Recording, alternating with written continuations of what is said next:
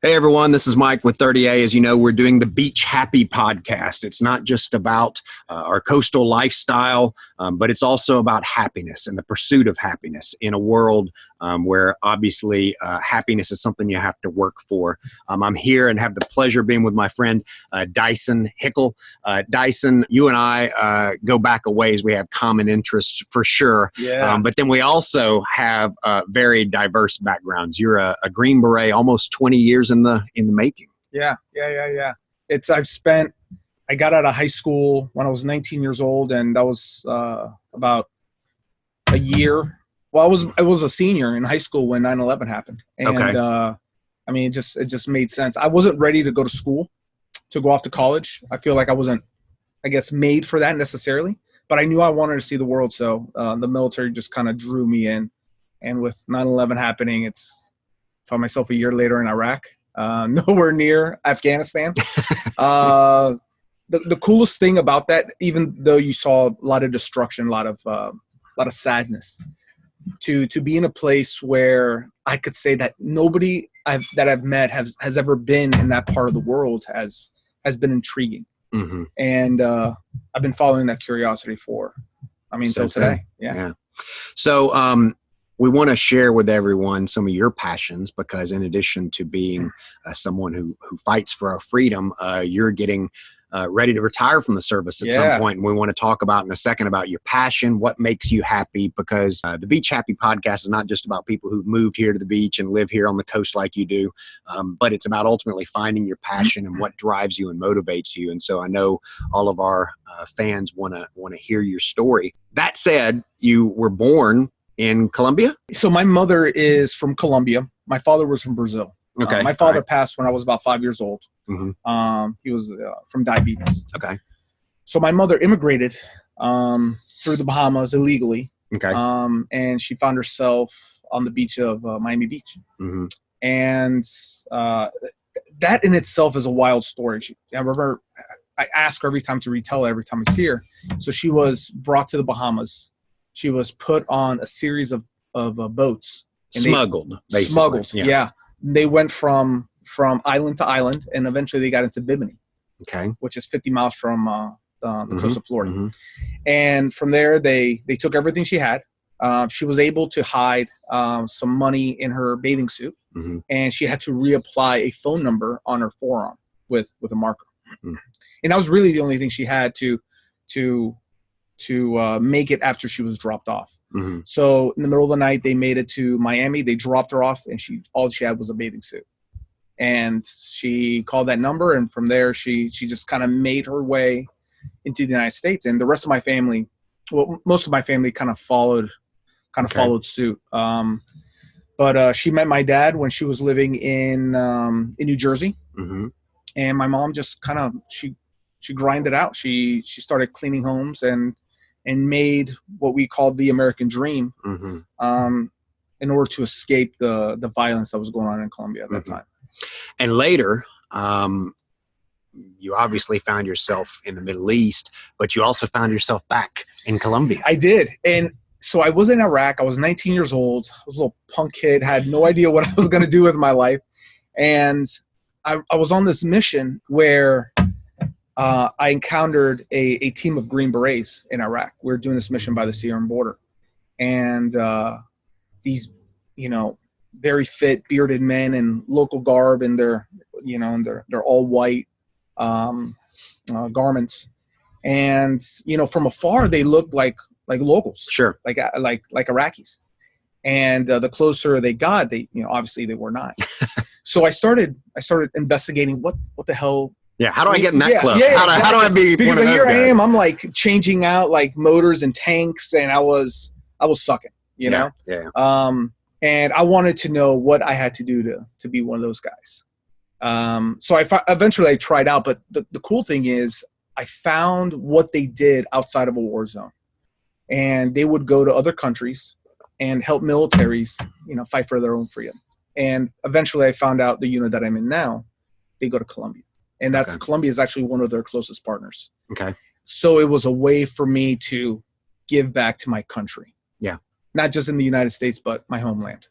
So, and that fortuitously your time in the Middle East, but then also the Colombian connection with coffee and with drugs, inspired something that now potentially shapes the rest of your future. So for our 30A fans, who are trying to find the passion and the inspiration in their own life, tell me a little bit about these morning treks you would do overseas, but then also let's talk about how it started to crystallize for you in Colombia.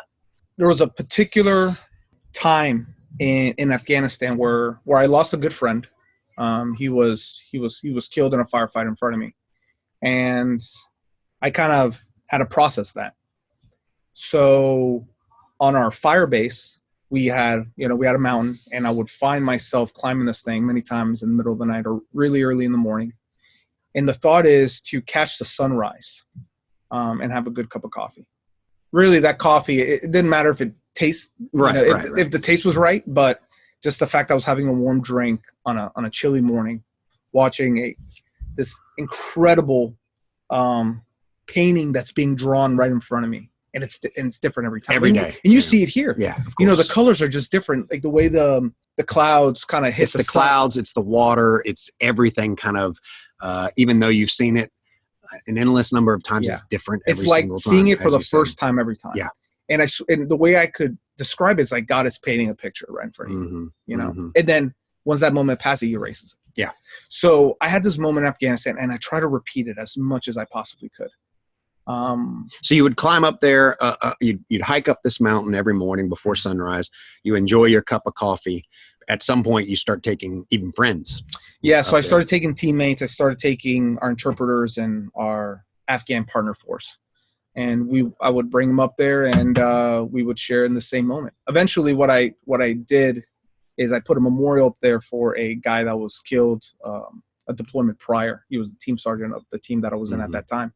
And we hiked up this big marble plaque on our backs with a iron stand, and we made it into a team event, and we kind of had a moment up there, kind of recognizing the sacrifices of those before us. And it's, the mountains they're an incredible place. If you want to feel small and insignificant, go to the mountains. And in that, I found peace, because problems now seem a lot smaller. Yeah. My problems seem a lot smaller in comparison to the grandeur of everything going on. So my takeaway from that experience was, like, you look for the silver lining. Everywhere has a gem. Even in the war zone of Afghanistan, I was able to kind of find a gem that I could say, man, despite everything going on, this is beautiful. Yeah. And I would come back here. Yeah.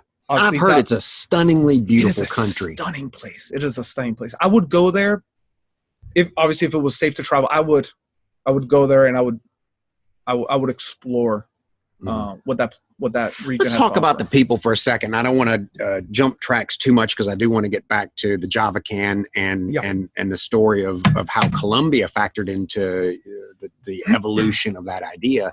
But the people. You're on the ground, you're dealing with villagers, you're dealing with people who have lost a lot, you're dealing with people who obviously there may be some tensions, there's obviously a lot of stress. What are the people like in Afghanistan at the ground level? God, that's such a complicated question, because there are, if I could be honest, that's what we're here for.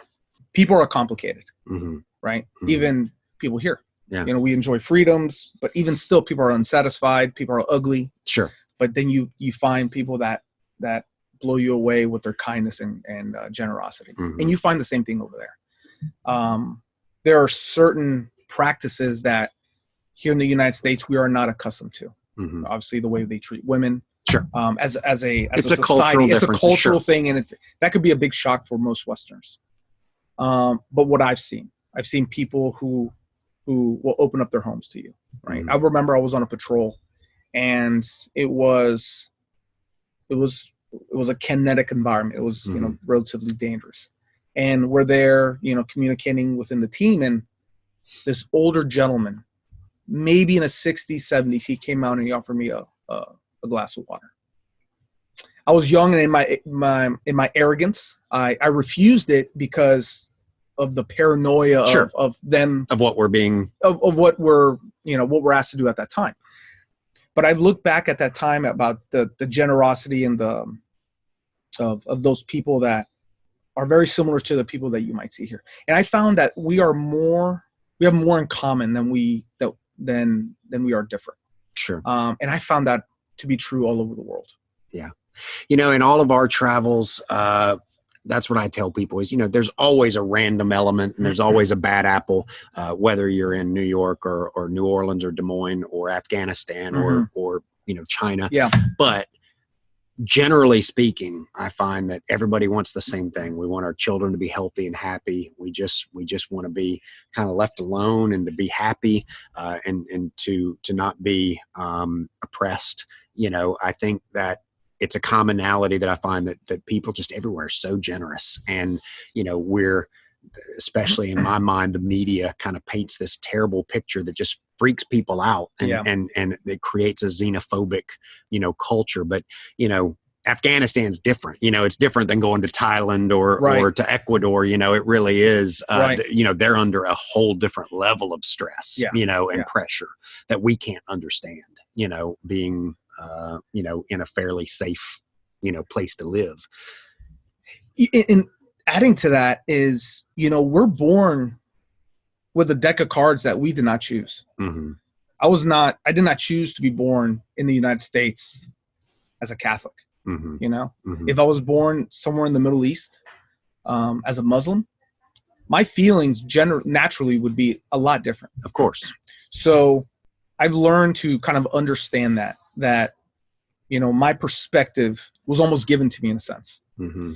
And when I debate certain issues about, what our country is going through, mm-hmm. I understand that people come to conclusions that they might not have come on their own. And that's okay, mm-hmm.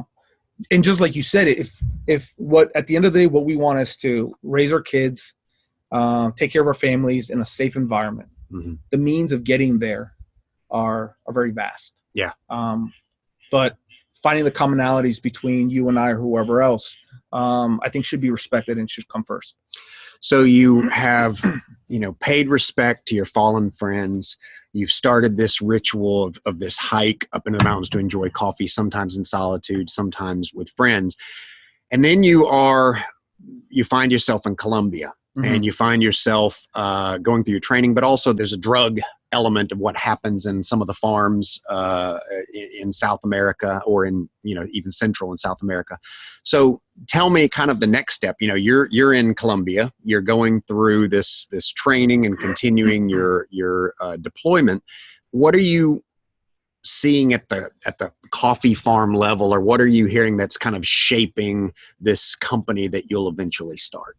I eventually went to, and just to kind of back up a little bit, I eventually went to Afghanistan, and then I had some time to kind of reflect on that. I was an instructor in Key West, Florida, teaching diving to service members. And I eventually went to Peru and then back to Afghanistan a couple of times. And eventually I went back to Colombia. I went to Colombia when I was a young Green Beret as my initial trip in the organization. But what I found when I really started looking at coffee as a way of life, mm-hmm. not the way we see it here. We buy Starbucks, we make it in our home machines and we enjoy for what it is. But it really is the lifeblood to some of these people in places like Colombia. And I have found that coffee has become an escape for people who have found themselves in turmoil.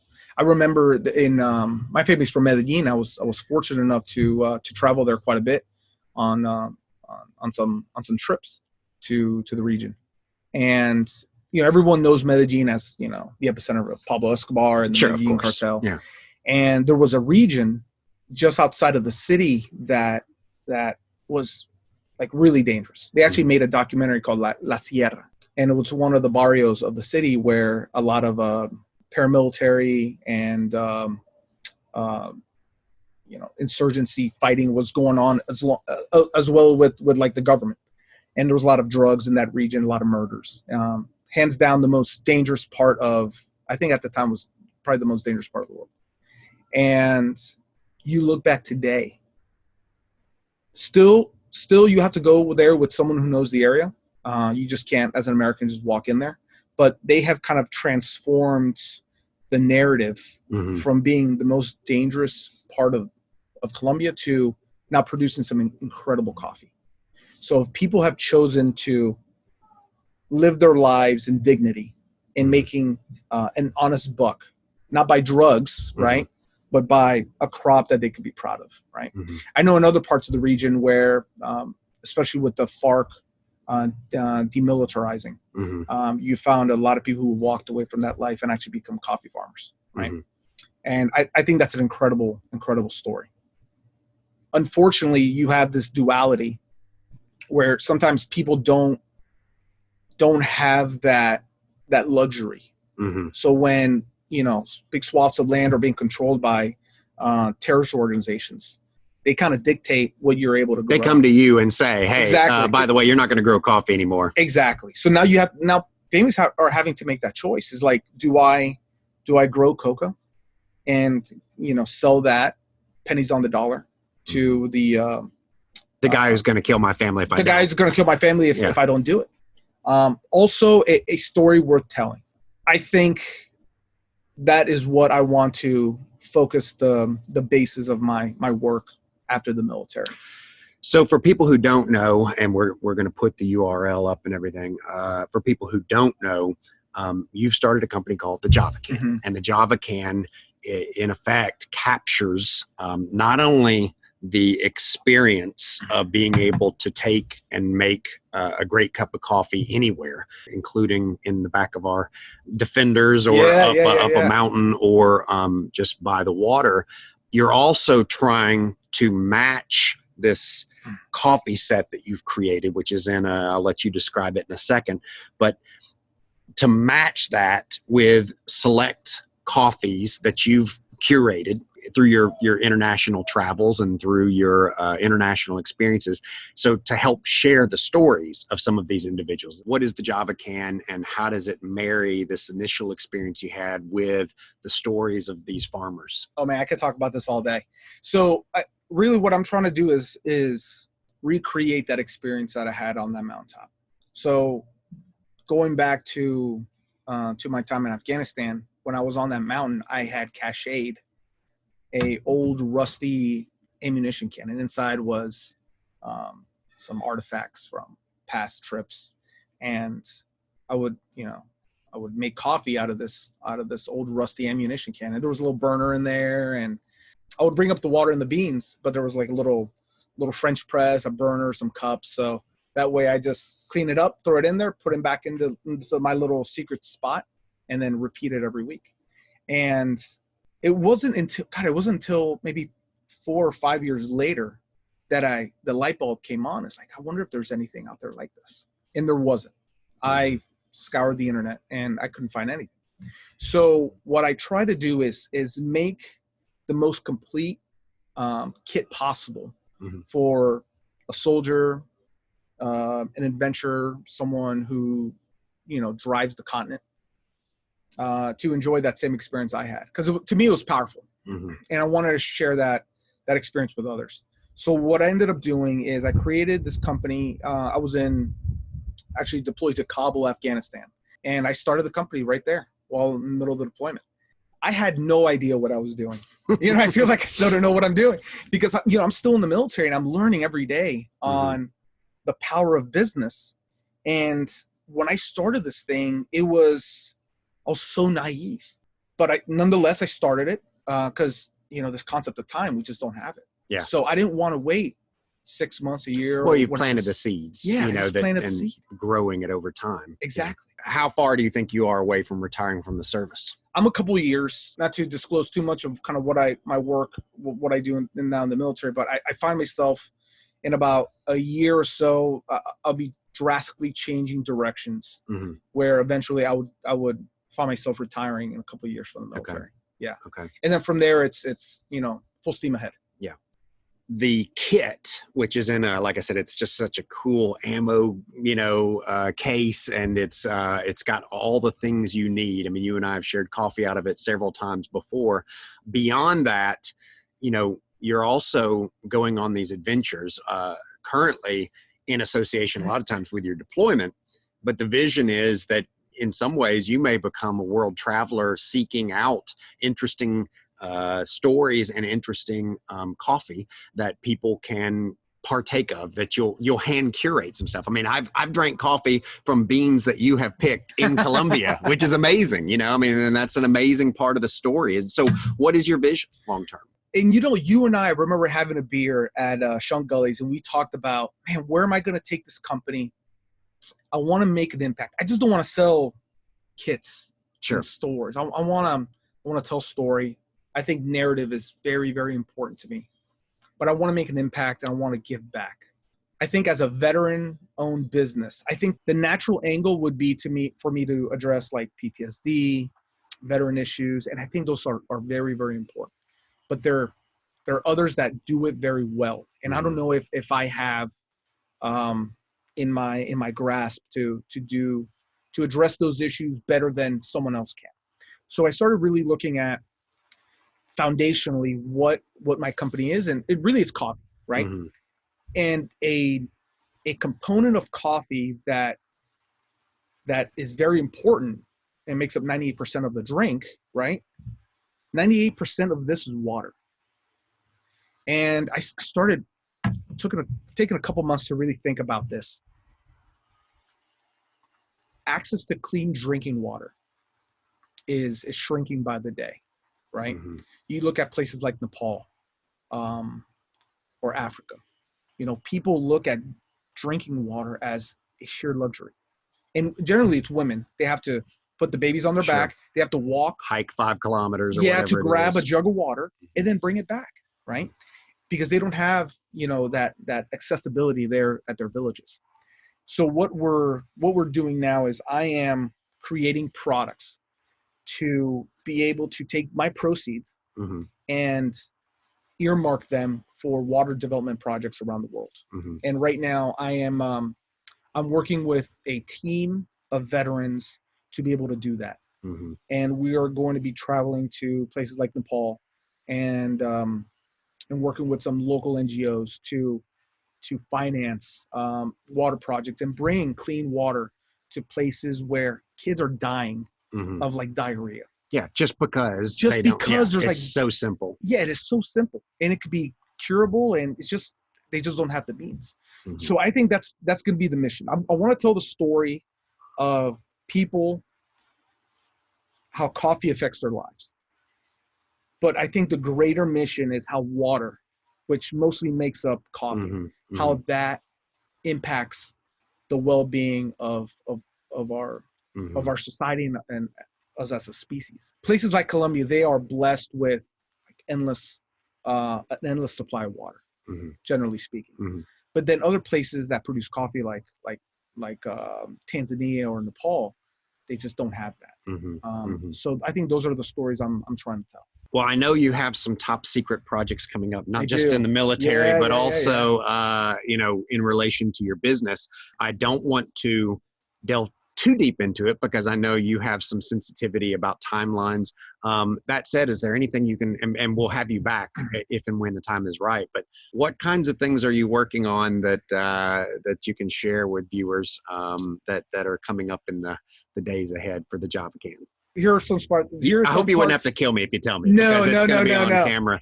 Well, there's some parts of this that I haven't even told you yet. And so just to, on the surface, we are looking to, me and a closely selected team, some locals here that have been working on other projects with veterans in the community.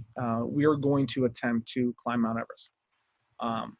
It is going to be associated with my work with water and coffee. That's about as much as you can say. Yeah, I get it. Yeah. Not an easy task, but I think my timeline provides me to do some work while I'm in the military, Mm-hmm. but then attempt to climb the mountain once I get out here in a couple of years. Yeah, and it will be not just an expedition, just for the heck of it. It will be tied to the business and to the goal of helping. It is bring. Yeah. It is to bring the realization that there are other things going on in this planet that we're just not aware of. And the timing is very strange right now because everything going on with the coronavirus Mm-hmm. and COVID-19. It's people are still trying to figure out what they're going to do tomorrow. Yeah. So how do we think about others when we ourselves live in uncertainty? Sure. So I'm trying to answer that question. I don't know what the answer is right now, but as far as me and my business, we have goals to continue to help people Mm-hmm. In ways that they just can't do it themselves. Yep. Great. So we look forward to having you back on at that time. That said, you and I share a common interest in the old Land Rover, the old 90s and Defenders. How's yours doing? It's good. It always leaks. My wife I feel like she wants to burn it. She has a love-hate relationship with it because don't they all? Yeah. She loves riding in it, but then she sees how much work I put into it. It's a passion. It is a passion. Yeah. It is. I'm looking forward to showing it off again at the Sand Rover Rally. Well, it'll be in October, yeah. Because we're pushing the event off. Of but course. That said, so what year is yours? Mine is an 86. Okay, mine is too. Yeah, we're same year. But you've got the 110. I got the 90, and if I had it to do over, really, I would get a 110 because I'd put a cot in the back on one side, I think, and but I love the way you've got yours decked out. We'll share some pictures here on the podcast. So that said, for anyone who wants more information, they can go to your website, which is thejavacan.com. Yeah, thejavacan.com. I also post, I'm both on Instagram and Facebook. Okay. I just recently opened a professional Instagram page that just shows kind of my work and kind of what I'm doing in the coffee and then really in the water world. Mm-hmm. And that's kind of where you can find me in some of my travels. All right, so this is directed at all of our viewers. If anyone out there is in charge of creating compelling network TV content, this story doesn't get any more compelling. A Green Beret, 20 years, this incredible adventures that he goes on, but the adventures are just getting started. And I have a feeling that you're going to be in all sorts of exotic, crazy, cool locations. And I'm sitting here thinking, man, how is this not an epic TV series? How, with you guys, climbing Everest is one thing, but some of the places I've seen you in the jungles and you're out there picking the beans and you're out there telling and sharing the stories. What a phenomenal concept. Yeah. And I gotta say, look, it's not a job that I think one person can do. And I've been fortunate enough to build a team, and actually we're calling the team Team Java X. And my co-leader, my deputy, him and I, we've been working on projects with the local Duke of Edinburgh club here in South Walton. And between him and I, we're really focused on making sure this project is as impactful as possible. So stay tuned. We're gonna be all over the country talking about this, and when the time is right, because I know people are still trying to get a hold on what's going on right now. But when the time's right, I think we're going to display this in a really positive way. All right, guys. So what you can do to support Daisson, first and foremost, you can go on to thejavacan.com and pick up one of these kits. They're so cool. And I tell you what, you talk about the ultimate gift for a dad or for a spouse, somebody to put that in the back of their Land Rover or to just take out to the beach, and have a beach bonfire. And to your point, whether it's sunrise or sunset, there is something about just a fresh cup of coffee. So number one, you can buy those kits. If you're not in a financial position to do that at the moment, at the very least, follow them on Instagram and Facebook. We're going to put the information up here, and follow the epic adventure and the epic story that Daisson and his friends are going to be telling, already telling, but are going to continue to tell for years to come. So Daisson, thank you for your service. And I love entrepreneurs. I love people who take chances to create something new in this world. And man, I'm so excited. Can't wait to be along for the adventure. Oh man, Mike, I'm looking forward to you being there with us. Well, maybe not on Everest, but well, yeah. I'll be at the base camp. I'll be at the base camp. Cheers, my friend. Cheers. All right.